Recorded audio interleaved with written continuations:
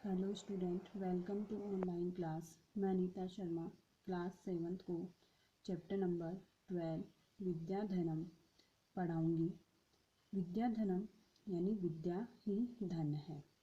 विद्या को सबसे बड़ा धन माना गया है। विद्या से बढ़कर कोई भी धन नहीं होता है, ऐसा माना जाता है। तो विद्या जिसके पास होती है वह मनुष्य सबसे धनवान व्यक्ति होता है। तो पहला श्लोक है इसमें, न चोरहार्यम न च राजहार्यम न भातृभाज्यम न च भारकारी व्यकृति वर्धत एव नित्यम विद्याधनम सर्वधन प्रधानम।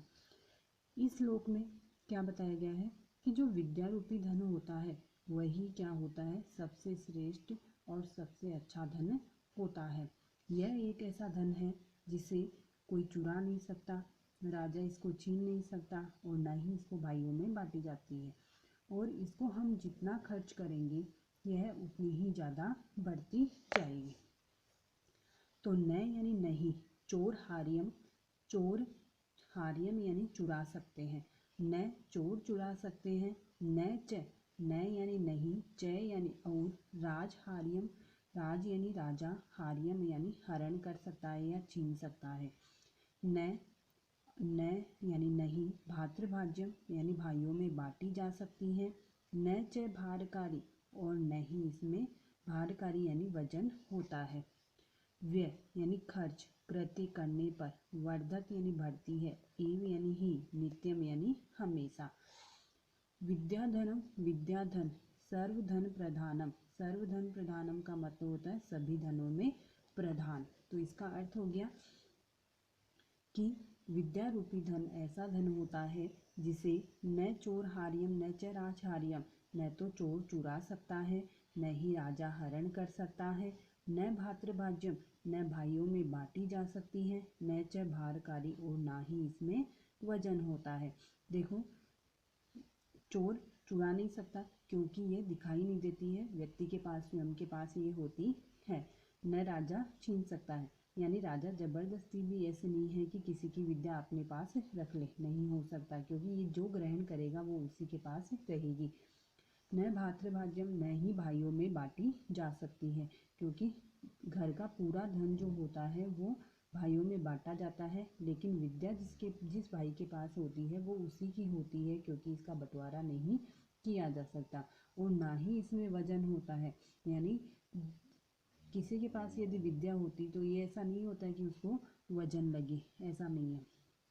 व्यय कृत्य वर्धत एवं नित्य, और हम इसको जैसे जैसे खर्च करेंगे, व्यय कृत्य वर्धत, व्यय करने पर यानी खर्च करने पर यह हमेशा बढ़ती ही है, यानी जब हम इसका प्रयोग करेंगे तो ये हमारे पास और ज़्यादा आएगी। विद्याधनम सर्वधन प्रधानम, विद्याधन ही सभी धनों में श्रेष्ठ या बड़ा होता है। तो इसमें विद्या के महत्व के बारे में बताया गया है। तो इसका दोबारा अर्थ है कि विद्या ऐसा धन है जिसको ना तो चोर चुरा सकता है, न राजा हरण कर सकता है, न ही इसको भाइयों में बांटी जा सकती है और न ही इसमें वजन होता है। व्यय करने पर यानी खर्च करने पर यह हमेशा ही बढ़ती है। विद्या धन सभी धनों में श्रेष्ठ होता है। नेक्स्ट है इसमें, विद्या नाम नरस्य रूपम अधिकम प्रच्छन्न गुप्त धनम, विद्या भोगकारी यश सुखकारी, विद्या गुरुनाम गुरु है, विद्या बंधुजनों विदेश गम्य, विद्या परा देवता, विद्या राजसु पूज्यते, नहीं ही धनम विद्या विहीन है पशु है। अब इसमें भी विद्या के महत्व के बारे में या उसकी महानता के बारे में बताया गया है कि विद्या से हमें क्या क्या फायदे होते हैं। विद्या नाम नरस्य, विद्या मनुष्य की, नरस्य यानी मनुष्य की, रूपम अधिकम का मतलब होता है अधिक रूप है, प्रच्छन्न यानी छुपा हुआ, गुप्त यानी गुप्त होता है, यानी गुप्त धनम यानी धन, छुपा हुआ गुप्त धन होता है, यानी जो किसी को दिखाई नहीं देता है। विद्या मनुष्य का रूप होती है, रूप अधिक छुपा हुआ धन है। मनुष्य का रूप अधिक छुपा हुआ धन है। विद्या भोगकारी यश सुखकारी विद्या गुरुणाम गुरु है। विद्या भोगकारी, विद्या भोगने के साधन उपलब्ध कराने वाली है। भोगकारी यानी विद्या क्या करती है, हमें भोगने के साधन उपलब्ध कराती है। इसका मतलब ये है कि यदि हमारे पास विद्या नहीं होगी तो हम कुछ कमा नहीं पाएंगे, और कमाएंगे नहीं तो हम अपनी सुख सुविधा के साधन नहीं खरीद पाएंगे।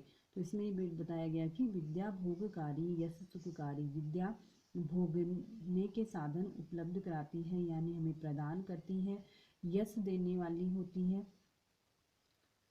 सुखकारी होती है, सुख देने वाली होती है।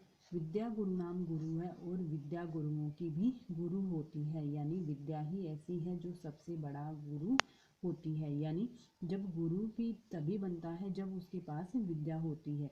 जब विद्या ही नहीं होगी तो वह गुरु कैसे बनेगा। विद्या बंधु जनों विदेश गमने, विद्या बंधु के समान होती है विदेश गमने यानी विदेश जाने पर। विद्या परा देवता, विद्या सबसे बड़ा देवता होती है, यानी सबसे बड़ा देवता कौन है, विद्या है। विद्या राजसु पूज्यते, विद्या को राजा लोग भी पूजते हैं, न ही धन, धन को नहीं। विद्या विहीन है पशु है, विद्या से विहीन है यानी रहित मनुष्य पशु के समान होता है। तो इसका दोबारा अर्थ है, विद्या मनुष्य का अत्यधिक छुपा हुआ गुप्त धन है। विद्या भोगकारी यश सुखकारी विद्या गुरुनाम गुरु है। विद्या भोगने योग्य साधन उपलब्ध कराने वाली, यश देने वाली, सुख देने वाली और गुरुओं की भी गुरु है, यानी सबसे बड़ी गुरु विद्या है। विद्या बंधु जनों विदेश गमने, विद्या बंधु जनों बंधु के समान होती है विदेश गमने यानी विदेश जाने पर। जब हम दूसरे देश में चले जाते हैं तो हमें वहाँ कोई नहीं पहचान पाता है, लेकिन विद्या ऐसी है जो हमारे भाई के समान, हमारे बंधुओं के समान हमारा साथ देती है, यानी विद्या हमारा कभी भी साथ नहीं छोड़ती है और वहाँ हमें जीवित रहने में सहायता प्रदान करती है। विद्या परा देवता, विद्या सबसे बड़ी देवता होती है।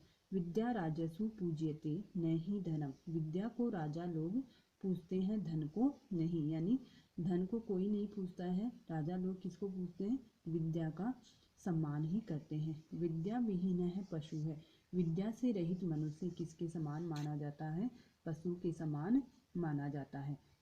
तो ये था आज का आपके विद्या के महत्व के बारे में बताए गए 2 श्लोक। नेक्स्ट वीडियो में हम आगे के श्लोक भी देखेंगे। आपको इसको अच्छे से पढ़कर देखना है और समझना है। Thank you.